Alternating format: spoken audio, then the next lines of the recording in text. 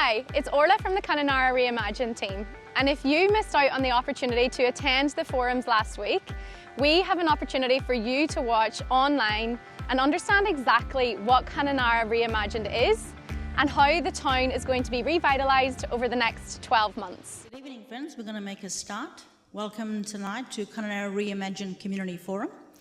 This is the third event this week in regards to this particular project.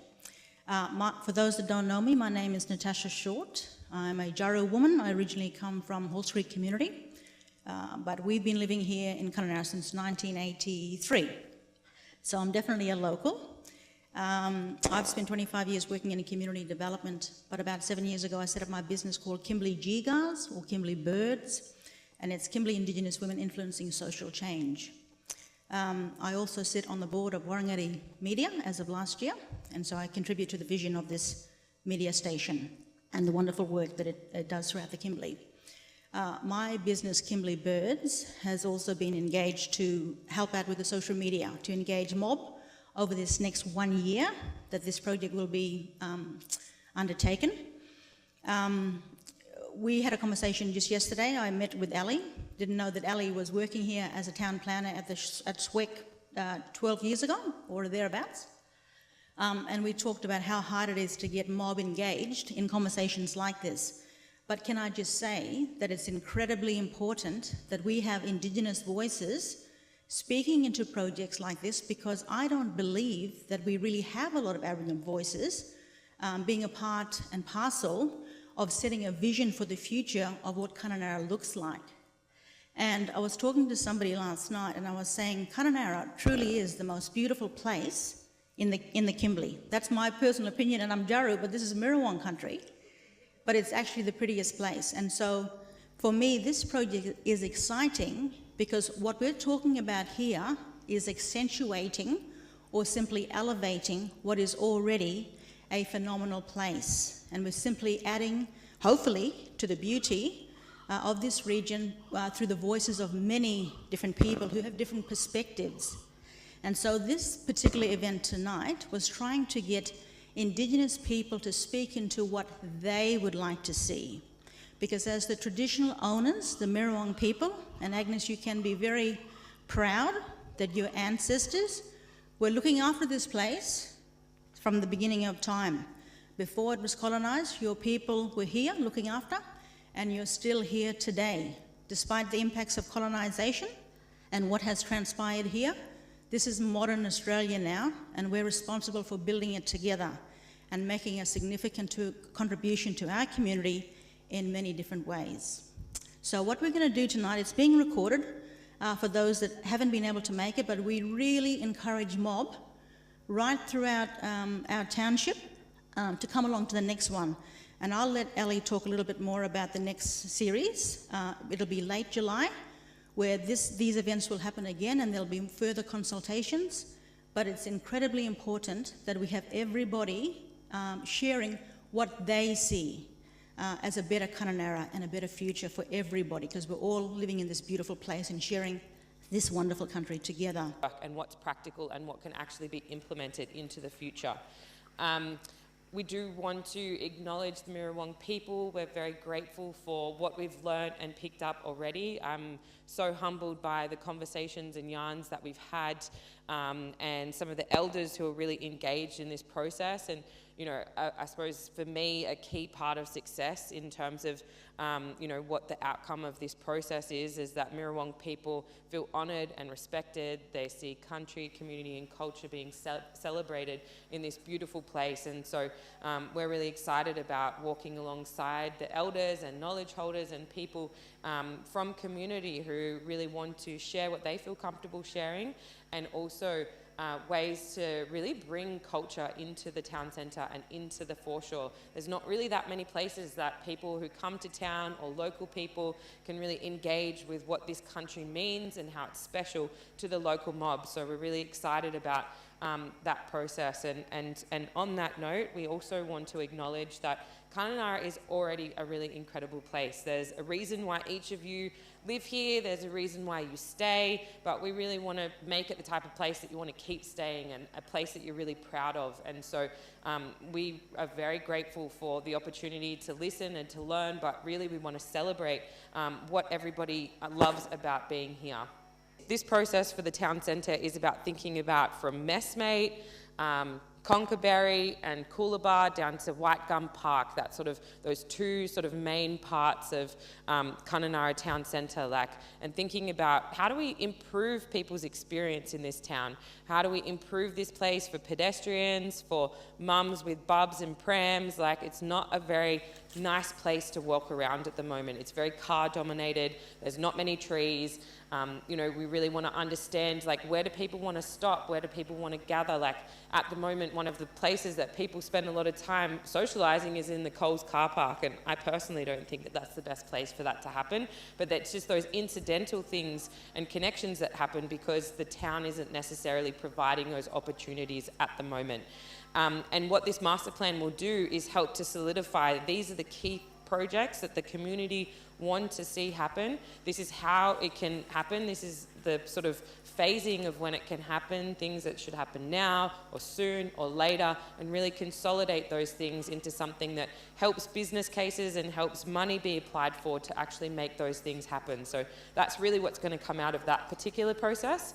And then we also have the foreshore master plan. So this goes all the way from Swim Beach to the racecourse and includes the lagoons. We're talking about a huge amount of foreshore area. Along that area at the moment, we obviously have lots of areas that are activated for different uses, but a lot of those places are a little bit tired. They've had a little bit of investment, but we know that there's a lot more interest in people being by the water, people getting out on the water. How do we provide really equitable access to the water as well? So that is going to be a process of talking about where are those places, how can we invest more into them, and how can we make them really attractive for people to come and spend time.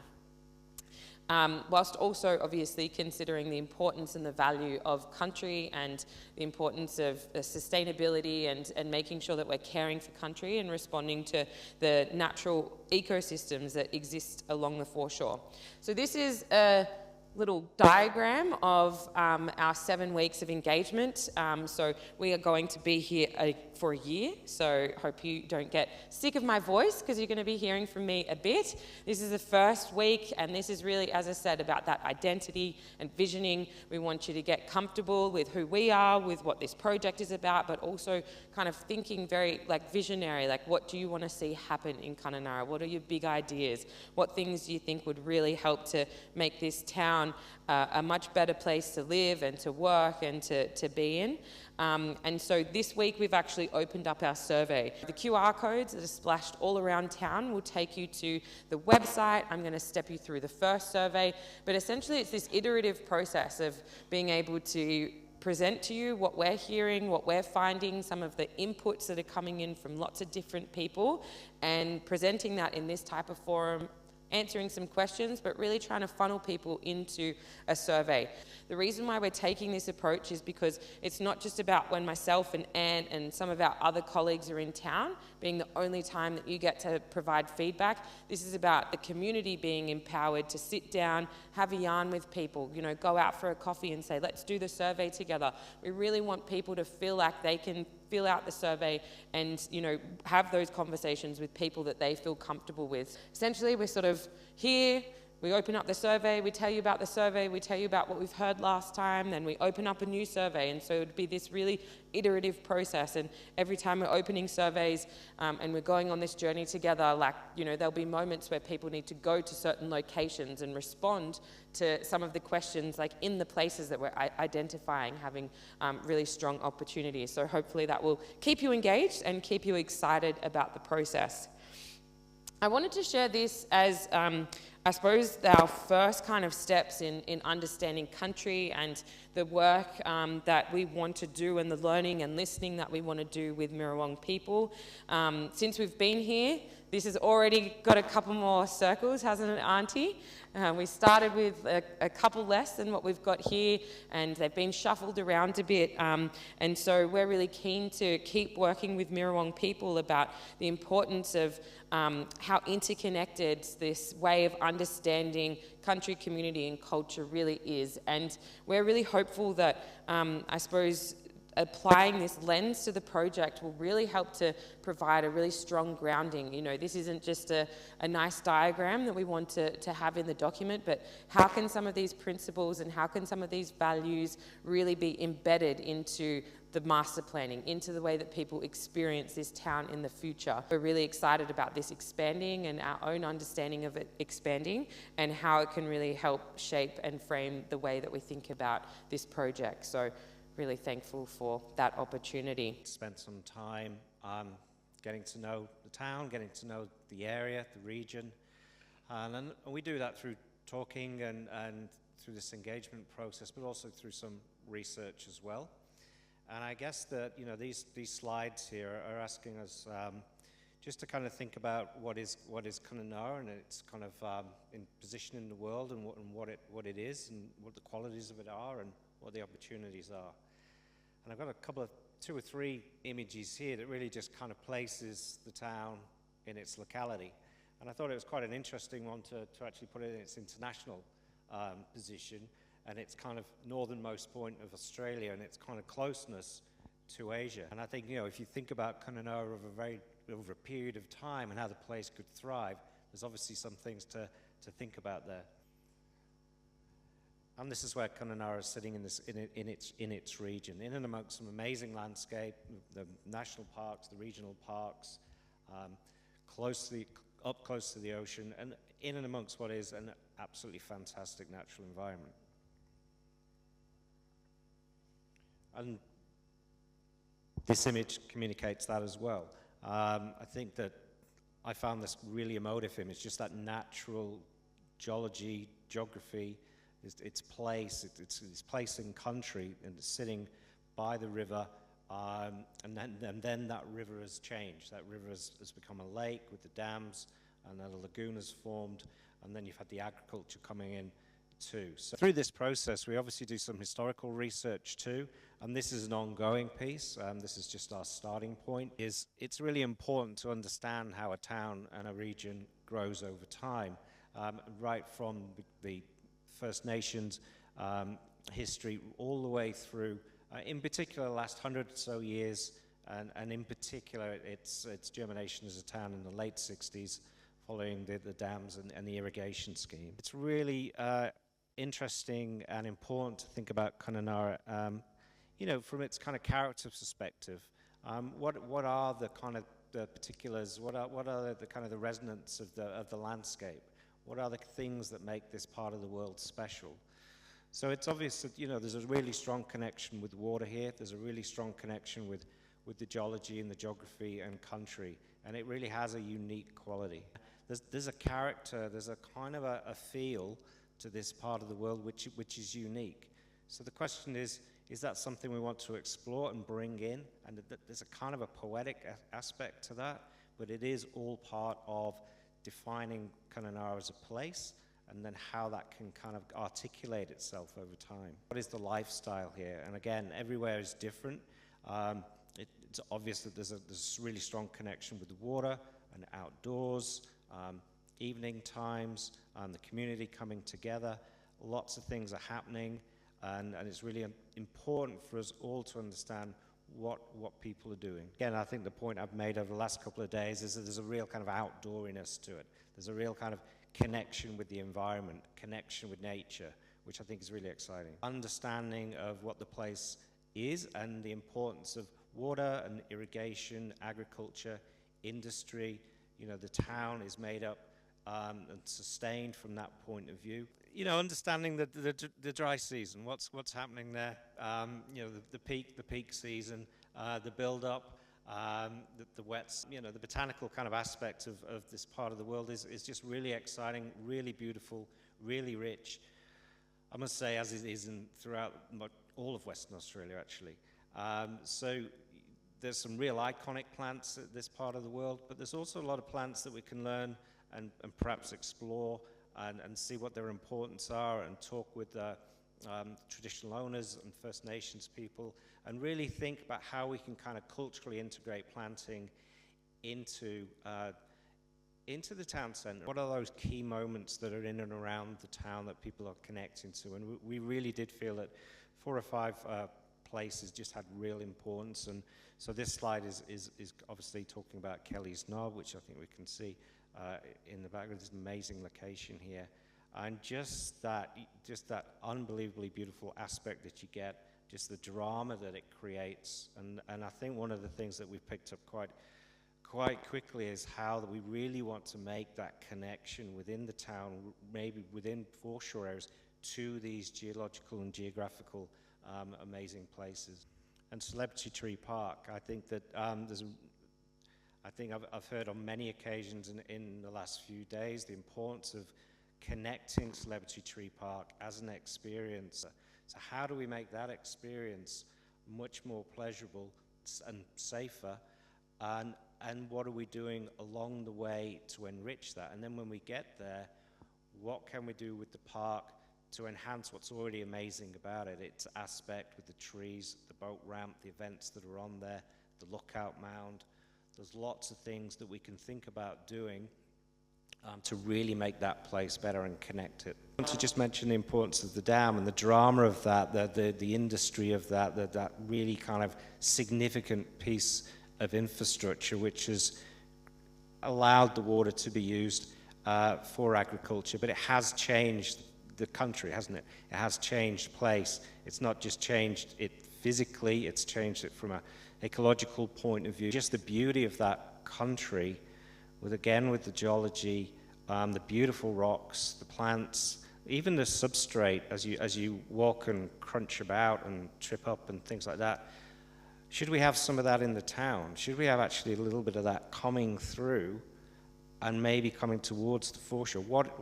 What is the connection there actually physically? And you can imagine how something like that, if it's done well, could be really emotive to connect town to country. We have spent quite a lot of time just creating some base plans, so we know what we're talking about, we know what we're dealing with, we know the names of the roads, we know where the overhead power lines are, we know where the pipes are, we know where the parking is, all of that side of things. It's important for us to understand that.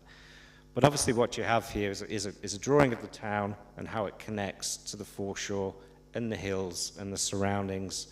And you can see how we placed emphasis on the Messmate Way Green Link to the foreshore, and then wrap around Conquebury, Coolabah, and expressing the community activities, all the different kind of land uses, and what to White Gum Park. And the town does feel like it has a sense of a range of precincts. Now, precincts are never hard and fast and lined and walled, and you'll always have discussion around that. But you do have a residential zone, you do have a bit of a mixed-use zone, a resort zone kind of connecting with the foreshore, a recreational and educational and a health zone, and then in the center, the town center. So what do we want to do about the town center? Do we want to really reinforce that as a central place where people come together and do town century kind of stuff? And I think that probably we do, because at the moment it's not really feel like it's achieving that opportunity. Important just to get people thinking, just to get us all thinking about, you know, what would you say if you had an initial observation of the town centre? And actually, most of these comments on the slide here have already been mentioned tonight. That sense of the walkability is not what it could be. There really aren't enough trees in the streets. The cars are dominating, the parking's dominating, nighttime activation is lacking. It's lacking from a cultural perspective, its connection to country, its connection and telling stories, First Nation stories, recent stories. That sense of built form, almost having slightly more homogenous structure to it, which really does support stronger urban centres. That there's so much potential and so much character in the town, and so many things that could occur here. And it's multifaceted. It does talk about development. It does talk about small little community projects, things that are cheap. quick and easy, but it's also talking about larger aspects, urban structure, landscape structure, natural systems, art projects, all sorts of things coming together. They all need to work together. So Messmate Way is this beautiful green linear lung that connects from the highway up towards the centre of town. And it's got a path through it. It's got a kind of a dipping grass zone, which obviously has a bit of a swale drainage aspect to it, but it's also got amazing trees. And I think that it's a great starting point, if you like. I think that there's just an amazing kind of canvas there to think about what could you do even better with that space, but also what could you do with the road as well. What is that experience as you first arrive into the centre of town? Because most people are doing that left turn, right turn of the highway to enter and leave the town in that direction. So what is that experience? Lighting, tree cover, the safety aspects, the walkability aspects, and then how do you integrate parking and make sure all that stuff is working as well. So we've got Coolabah Drive, and Coolabah Drive kind of faces towards those kind of community recreational facilities and the civic uses, the rec centre, the post office, the splash park and the aquatic centre.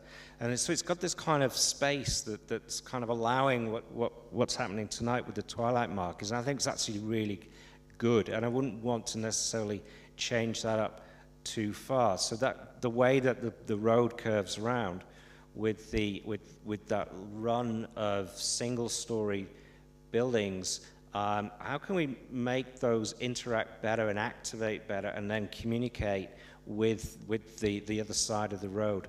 And it's almost as if we should push the people side of it, the landscape side of it, and the cultural side of it to make that happen. And I feel that Concarbury is different. I feel like Concarbury is your main street in making.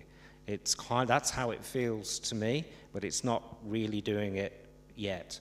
And one of the reasons why you might say it might be the main street in making is because of the commercial activity and the shops and Coles in particular, and the activity and the buzz that creates. And I think you have the opportunity with that street to reimagine what it's doing. How does the built form kind of perhaps just become more continual, perhaps lifts a little bit in height? Can you even integrate residential into the main street so you've always got activation and eyes on the street? And then what do you do with the road reserve? The road reserve is 40 meters wide. That's too wide, but it's not. If you kept it at 40 meters wide, there is still good stuff that you could do with that.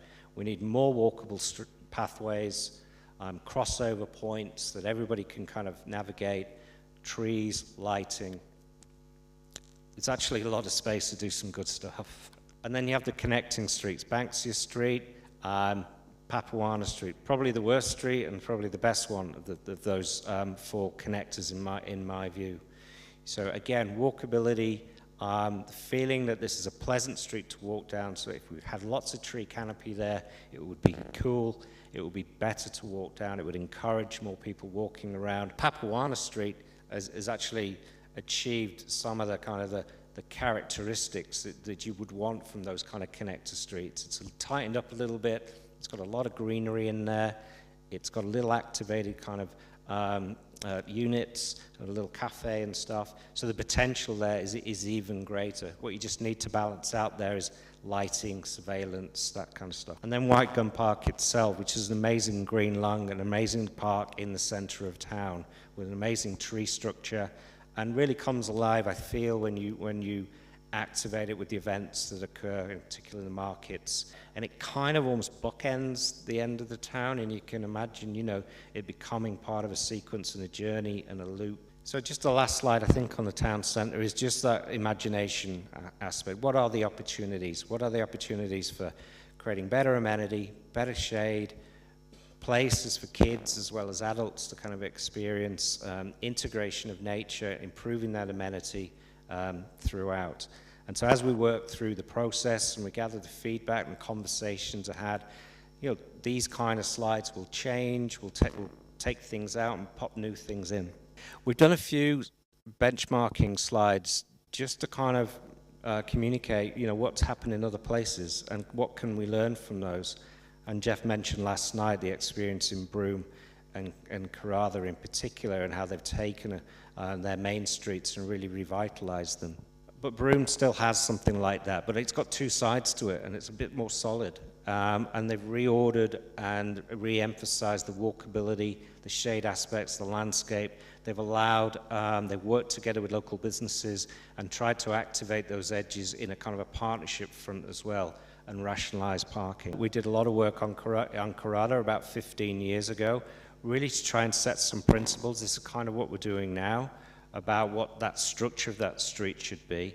And over the time, development has occurred and it's activated itself much stronger than it was 15 years ago. And this is my pet project that I worked on for over 10 years, waiting for a bypass to be built so we could actually get it done. But the key thing about Margaret River Town was this was a town that was not performing to the level of the rest of the natural environment and the offerings of that part of the world. This is a world-class region, a world-class tourist destination, but the town itself wasn't supporting that. And there's a similarity kind of here with the opportunity at Kununurra. I think finally on the foreshore, we're looking at the 5 precincts, going from Swin Beach right the way across to the Racing Club event precinct.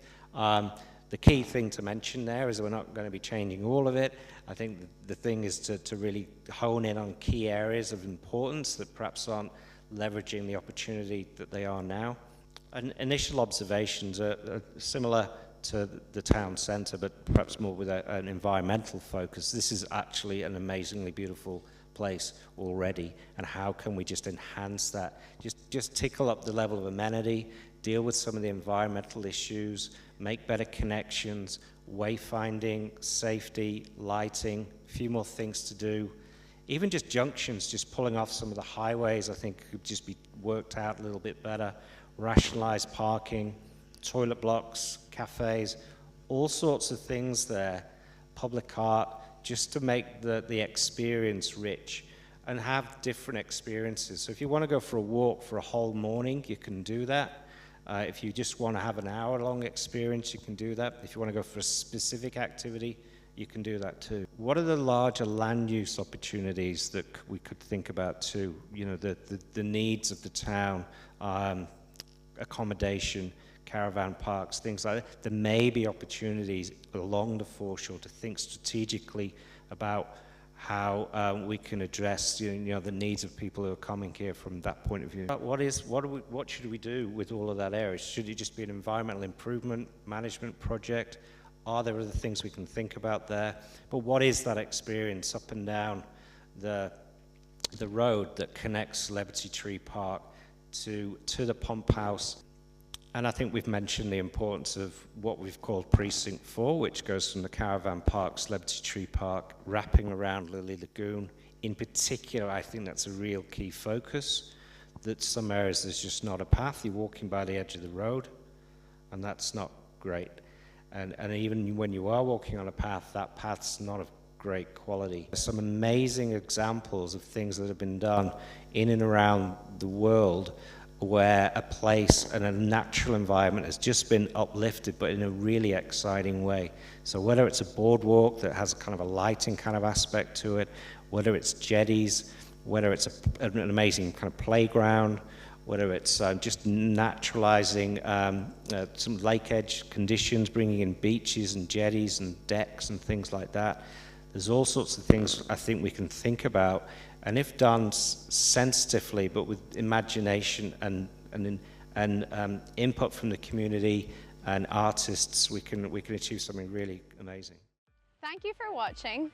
And now the most important thing that you can do to support your community is complete the survey at yourkununurra.com.au and give us the valued feedback that we need from you as a community member to do exactly our mission, which is create a better Kununurra.